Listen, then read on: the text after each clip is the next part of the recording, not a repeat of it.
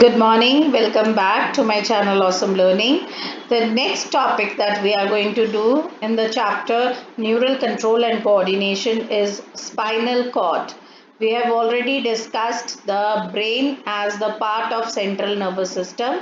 Now we are going to discuss about the spinal cord. Okay, children, spinal cord is enclosed within a spinal canal of vertebral column. Now if you look here, if I can zoom it more, no, I can't. Okay, so I hope this is quite visible to all of you. Now if you see, this is my central canal, this is my vertebral column. Okay, this is my vertebral column. Okay, and in the center you can see the nerve fibers. Okay, bundle of fibers, that is the spinal cord. Okay, so spinal cord is enclosed within a spinal canal of vertebral column. It is also protected by meninges, the same meninges as we have found in the brain. We also found those meninges, you see, pia mater, arachnoid, if you remember, and dura mater, if you remember. All these are also present here in the spinal cord. It has central canal. I showed you the central canal here containing CSF, that is cerebrospinal fluid. The same fluid that was present in the brain, it is also present here. Now here the outer matter is white and the inner one is grey. So just the opposite. You remember in brain, the outer matter was grey and the inner one was white.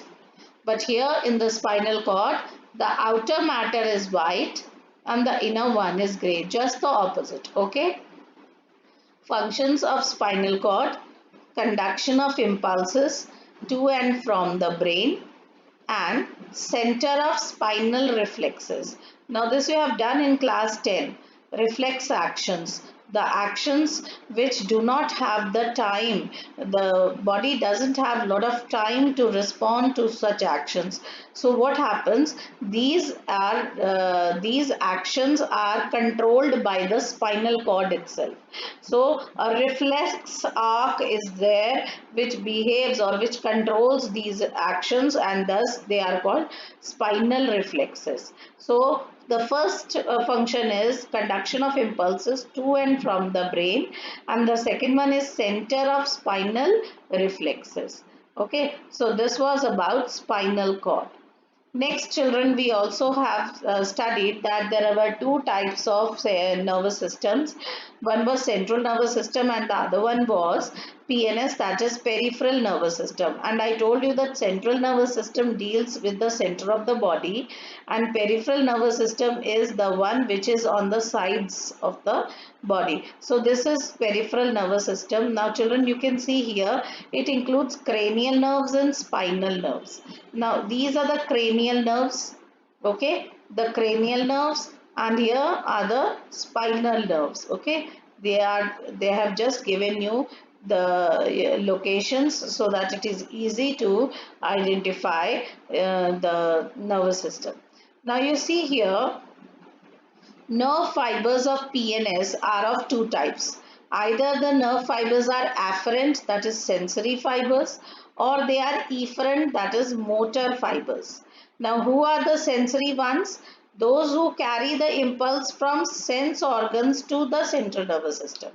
That is, suppose I have suddenly I am holding a hot cup of coffee or tea. So the message from my hand, okay, will be conducted to the brain or the spinal cord through sensory fibers.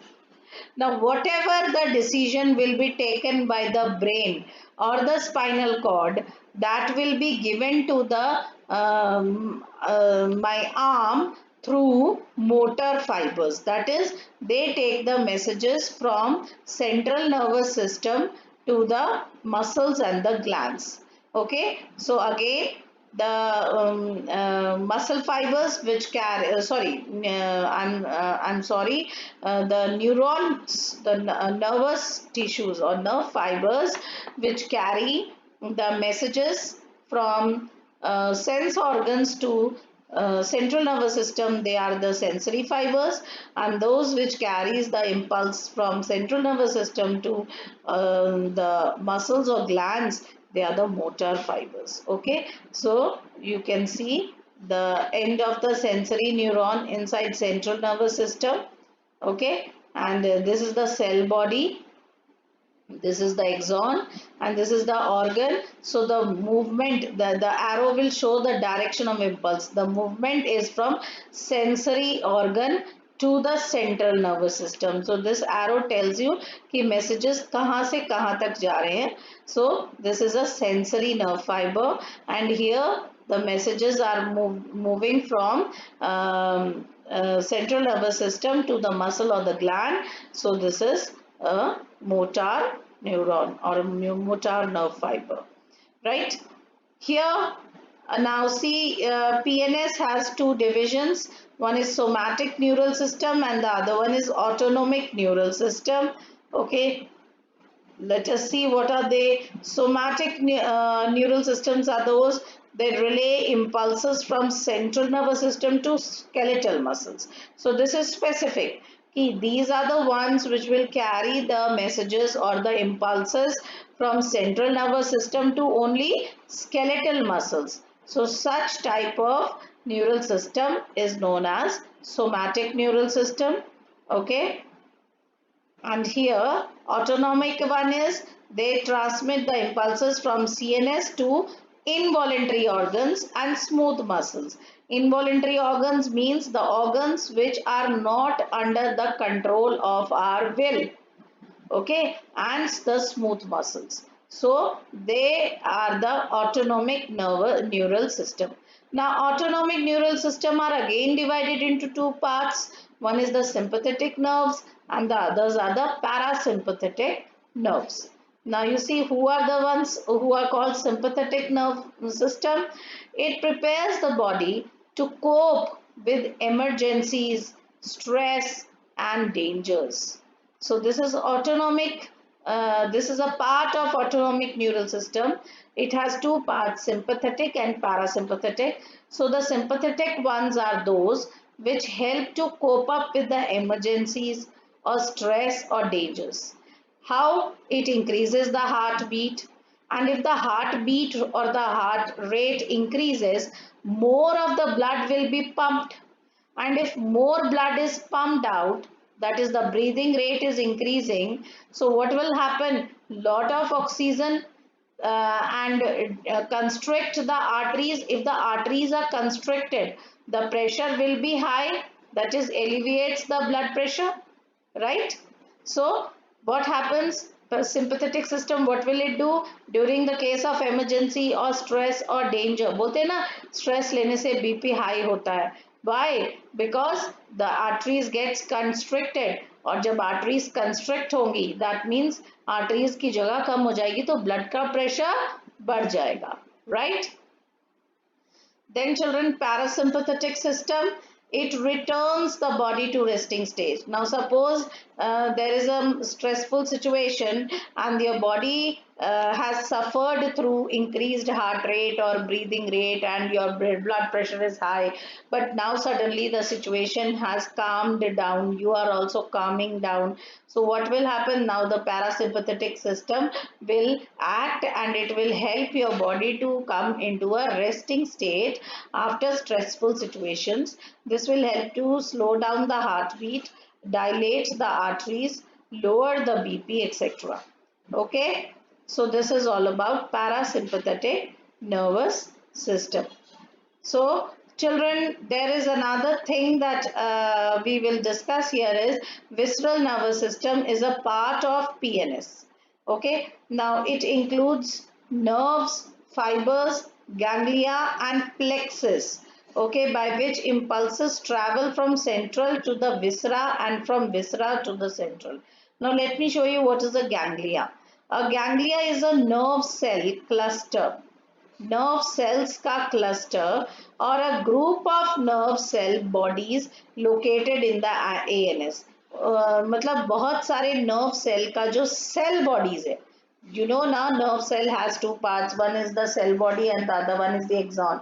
तो बहुत सारे nerve cells का cell body जब इकट्ठा हो जाता है और एक झुंड बना लेता है, एक gang बना लेता है, then that is called ganglia.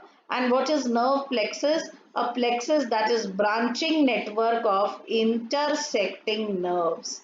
The nerves which intersect each other, and if there are certain branches that come around, then that portion is called a plexus, right? So a branch such as a branch of blood vessel or a nerve. See, plexus means that. Okay, so this is also a part of the visceral nervous system, and the ganglia and the nerve plexus, these are the also the part of PNS, that is peripheral nervous system. So children, here your syllabus is over, neural control and coordination, because these portions have been deducted or deleted in this year, that is 2021. This whole thing has been deleted in your syllabus. So now our chapter is over. So I am here concluding the chapter for all of you. I hope you might have understood, and if any questions you have, you can put in a comment section so that I can take up your doubts and give you the clarity about the topic. Thank you.